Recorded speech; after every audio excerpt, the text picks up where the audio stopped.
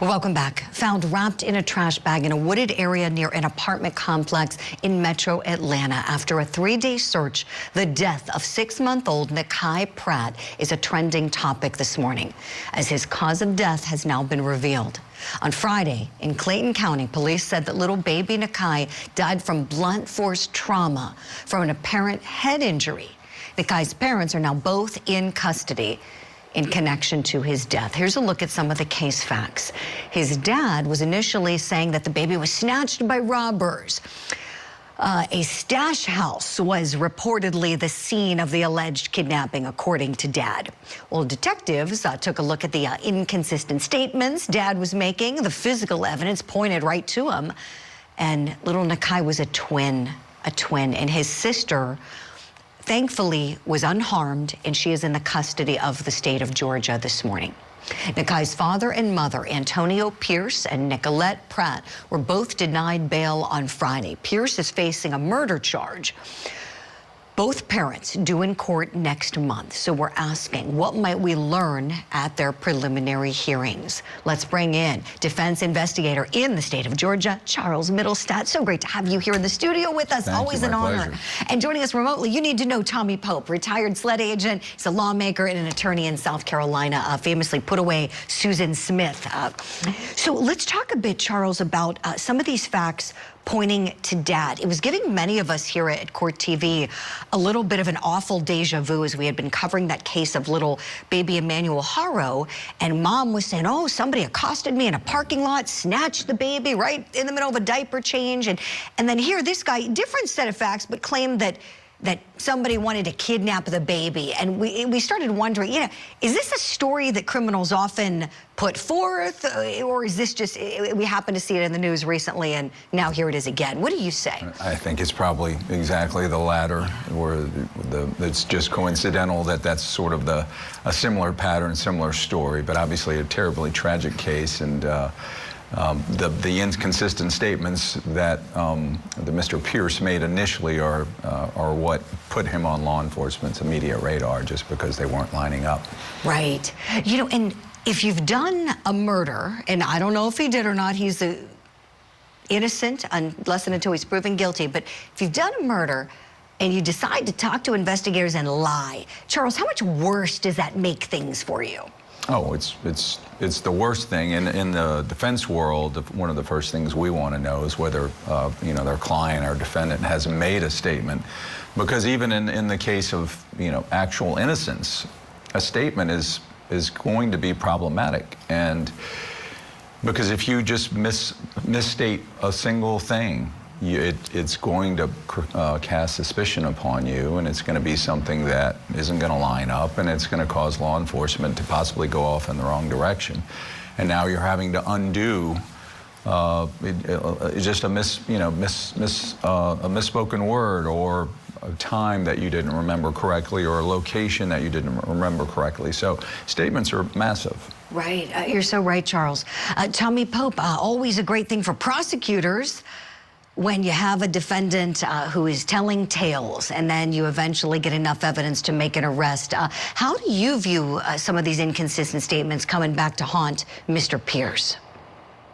Well, you know, you and I have talked about this numerous times. Law enforcement's doing the dual investigation. You know, they're taking at face value whatever they're being told, you know, of a kidnapping, and they're working it, but they're also looking at the family, because as we all know, rarely, unless it's some kind of relation, are we seeing children taken in these kind of incidents. And so the fact that he's making a statement and you know, like Charles said, time and time again, that's ultimately what locks them down. But the difficulty is, in these type cases, if the family, if the parents decide not to be cooperative, then we hear the jury instruction that you can't use silence against them. But what family would not work to do everything possible and cooperate to get their child back? So that's what I think really makes these cases unique, in that the defendant or potential defendant is kind of darned if they do, darned if they don't, because they need to be cooperating if what they're saying is true, to help locate this child. Yeah, so true, Tommy. Let's turn to what happened last week. Investigators holding a press conference to update the public as people have been wondering, where is baby Nnakai? It's been making news all over Atlanta. And here are some of the details shared at that presser about statements that Mr. Pearce made. When officers arrived, they spoke with Antonio Pearce, who reported that he had been robbed at gunpoint and that as suspects fled, they took his 6-month-old child, Nnakai Pratt, from his car seat and left in an unknown direction. As detectives began investigating, inconsistencies with Mr. Pearce's account quickly emerged. Based on evidence gathered, investigators determined that foul play was involved and identified Antonio Pearce as a suspect in the disappearance of his son. What was it about his initial narrative of what happened to the baby that made you guys suspicious? He had inconsistent statements. He was caught in a lot of lies throughout his interview process. Okay, pants on fire, Mr. Pearce, apparently, according to prosecutors and police there. Charles, some more details for you. Apparently, you told police that little baby Nnakai was taken by 2 armed men who also stole $6,500 in cash and 3 pounds of marijuana. Did he just implicate himself as being a drug dealer? We certainly did.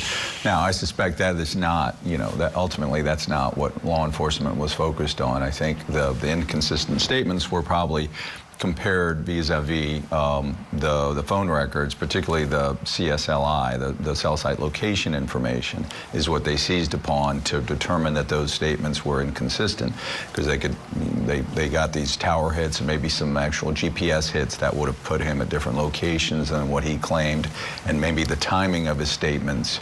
There's a lot of information there that would have been very, very useful to law enforcement to try to dissect the various statements and determine that they were inconsistent.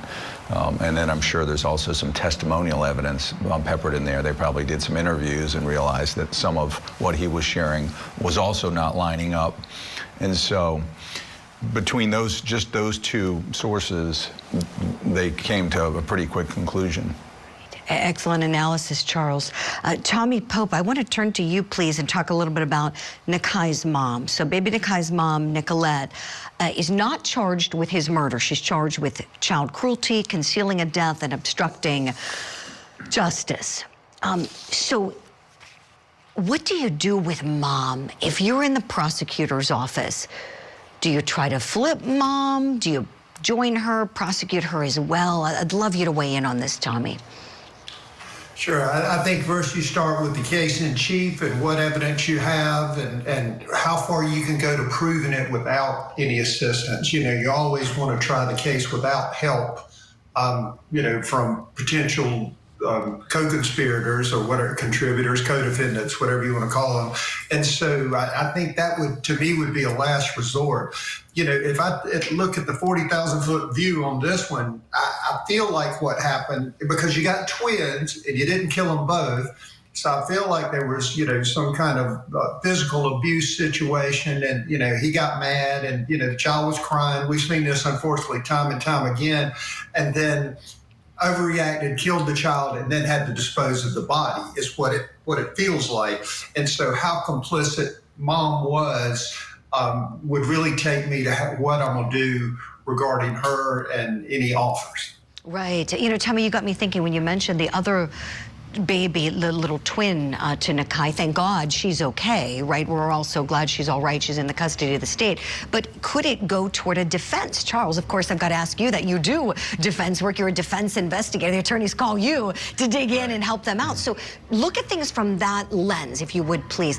Do you think that could be a route of a defense to explore here? Sure.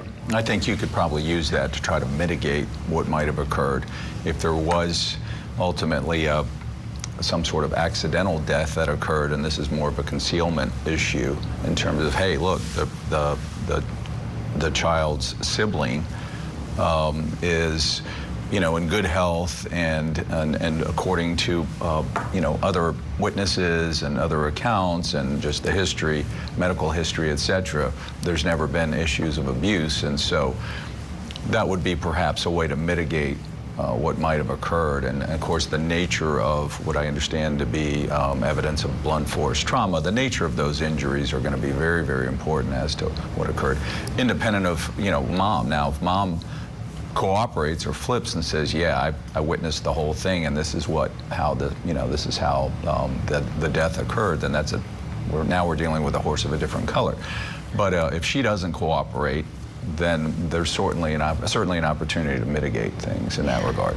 You may get a call on this one, as this is an Atlanta case. If he's smart, he will call you. Charles Middlestat, thank you so much for coming in the studio on this one. We'll keep following it as we want justice for that precious baby, Nnakai Pratt.